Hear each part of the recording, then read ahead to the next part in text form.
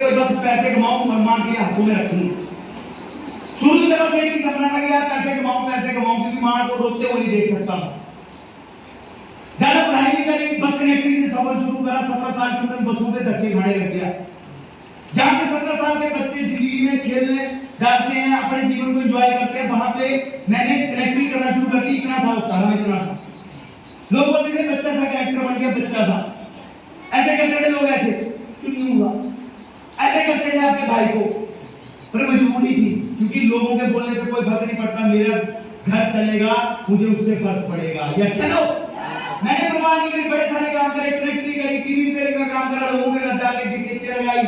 फिर उसके बाद मैंने कंपनी के अंदर जॉब करी, सिर्फ पैसा कमाने के लिए कि अच्छा पैसा कमाऊं और अपने परिवार के हर एक जरूरत को पूरा करूं, घर भी बनाऊं, हर एक चीज ले पाऊं जहां पे मेरी मां खुश हुए और मेरी मां एक जरूर बात बोले, क्योंकि सारे रिश्तेदार बोलते थे कि बाप नालायक है, औलाद भी नालायक निकलेगी, ये पढ़ी लिखी नहीं है। और बस एक ड्रीम था कि इतनी मेहनत करूं। शायद लोग मेहनत करने से डरते हैं, पर मैं आपको एक चीज बताना चाहूंगा, मेरी मां ने और मेरे गुरु ने मेरे अंदर एक चीज डाली है कि इतनी मेहनत कर कि अगर भगवान की नजर पड़ गई ना तो भगवान बोले यार कैसा इंसान पैदा कर दिया, और इसको सबसे पहले दो।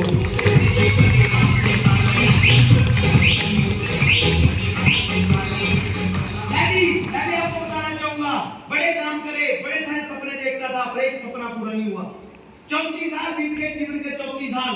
और जब ऐसे मंच पे लोगों को देखा तो मैंने सोचा यार संजीव कुमार, तूने तो अपने 34 साल बेकार कर दिए जीवन के। 1 लाख रुपया अकाउंट में नहीं था 34 सालों में, 1 लाख रुपया। सोचो रात दिन मेहनत करी, और अगर की हो तो अपना अकाउंट भी देख लेना।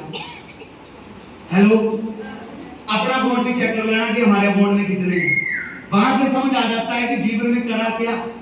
यस है नो, 1 लाख रुपए जुड़ा, और यहाँ पे सुन रहा हूँ लोगों को 2 सालों में 1.5 करोड़ रुपया। पहले सारा बकवास लग रहा था, पर जब आंखों देखा सारा तो यकीन हो गया। और जैसे मेरे सीने ने बोला क्या जिंदगी बदलना चाहता है, मैंने बोला जी बिल्कुल बदलना चाहता हूँ। मैंने बोला एक ड्रीम पूरा करना चाहता हूँ, आपकी तरफ बढ़ना चाहता हूँ। तो मैंने बोला बस कुछ नहीं करना, 3 से 5 साल जिंदगी के व्यक्ति को दे दे, और जो मैं बोलूंगा वो कर दे। एक दिन पक्का आएगा कि पूरा खानदान एक तरफ होएगा और तू एक तरफ होएगा।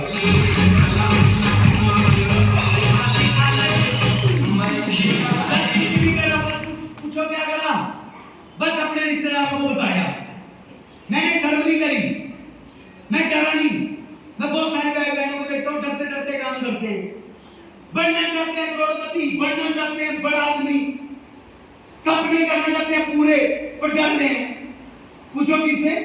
पहले तो घर वालों से जी, मेरे घर वाला नहीं बन रहा, मेरी गाड़ी नहीं बन रही। हेलो, जैसे किसी लगी बोले भैया मेरा घर वाला नहीं मान रहा, आप बना दो। बोले आप बड़े अच्छे बोलते हैं, आपकी मान जाएगा। मैंने बोला मैं बनाऊंगा, मेरी मान गया तो घर वाला तेरा नहीं ना मेरा हो गया। बोले कैसे? मैंने बोला अपना शादी को कितने साल हो गए? बोले 16 साल। मैंने बोला 16 सालों से क्या कर रहे हो? मैंने बोला जब 16 सालों से तेरी मान रहा है तो मेरी खास मान लेगा।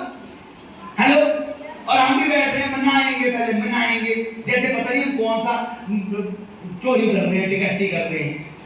हेलो, हम अपने सपने पूरे करने के लिए आए हुए हैं, हम अपने माता पिता के ड्रीम पूरे करने के लिए आए हैं, आप अपनी फैमिली के ड्रीम पूरे करने के लिए आए हैं। तो डिसीजन की किसी की परवाह मत करना, अपने आप से डिसीजन लेना, और एक दिन ये जरूर बोल के आना कि बस वक्त दे दो मुझे, चंद महीने चंद साल का, एक दिन ऐसा करके दिखाऊंगी पूरे खानदान में भी।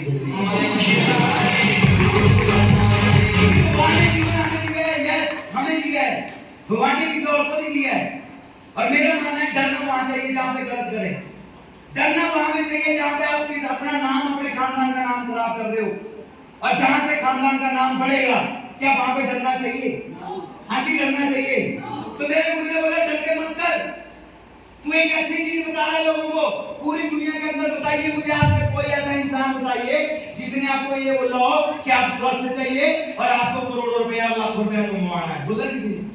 एक भी रिश्तेदार का नाम बताओ जिसने आपको बोला हो कि आपको करोड़पति बनाना। बोला किसने? बोला किसने? और इसीलिए जब हमारे सीनियर होते हैं हमें विश्वास ही नहीं होता। पूछो क्यों? क्योंकि आज तक किसी ने गले लगा के बोला ही नहीं कि ये आपको आगे लेके जाना है। पराक्रम तो इस इंडस्ट्री में पूछो क्या कि जहां पे खून के रिश्ते भी नहीं है, फिर भी हर एक भाई बहन एक दूसरे का साथ देता है और यही बोलता है कि एक दिन पक्का आएगा लेके जाएंगे।